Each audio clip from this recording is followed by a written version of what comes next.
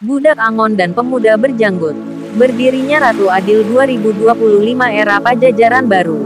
Dari sisi mistik Ratu Adil Galuh Ratu Sunda akar kata Garuda. Galuh atau Gali artinya inti terdalam tertuju hati. Ratu artinya pemimpin penguasa.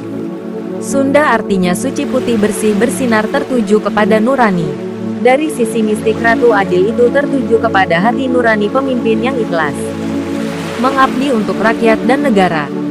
Dalam konteks Uga Wangsit Siliwangi adanya Ratu Adil diawali berdirinya penguasa buta. Buta hati nuraninya penyembah berhala, harta, memperkaya diri menggerogoti rakyat. Dalam Uga Wangsit Siliwangi tanda-tanda berdirinya Ratu Adil sebagai berikut. Orang Sunda dipanggil-panggil orang Sunda memaafkan baik lagi semuanya negara bersatu kembali. Nusa Jaya lagi sebab berdiri Ratu Adil. Ratu Adil yang sejati.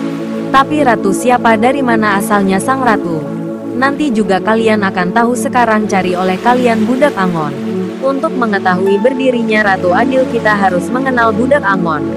Dan untuk mengetahui Budak Angon kita harus mengetahui Pemuda Berjanggut.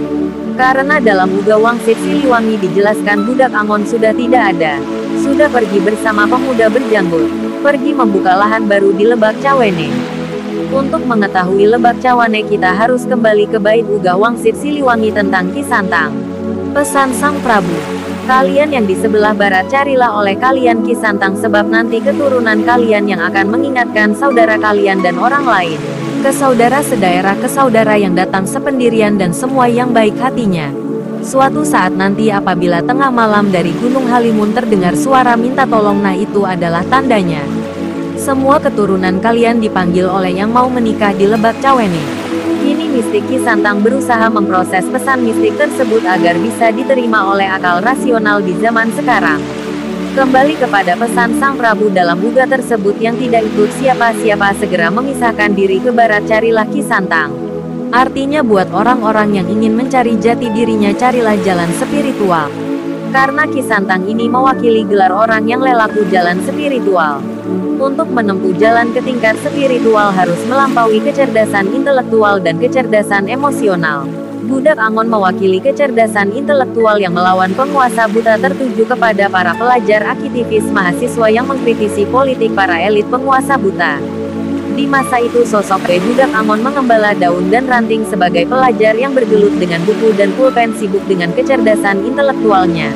Kemudian Pemuda Berjanggut mewakili kecerdasan emosional para aktivis seni yang ikut mengkritik para elit penguasa buta tertuju kepada Iwan Fals yang ketika itu sempat ditangkap. Sebagaimana tertulis dalam Uga Wangsit Siliwangi.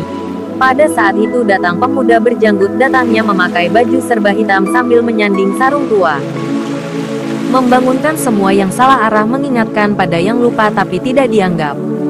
Karena pintar kebelinger maunya menang sendiri alih-alih dianggap, Pemuda Berjanggut ditangkap dimasukkan ke penjara. Adapun makna yang menikah di Lembak Cawene di Gunung Halimun. Wadah suci puncak kesadaran tempat menikahnya antara Budak Angon dan Pemuda Berjanggut. Antara kecerdasan intelektual dan emosional. Antara otak kanan dan otak kiri. Antara akal sadar dan bawah sadar. Antara sisi maskulin dan feminim sang Ratu Adil sejati. Pemilik senjata Trisula simbol manunggalnya tiga kecerdasan intelektual, emosional dan spiritual. Untuk lelakon Sili Asa Sili Asi Sili Asu.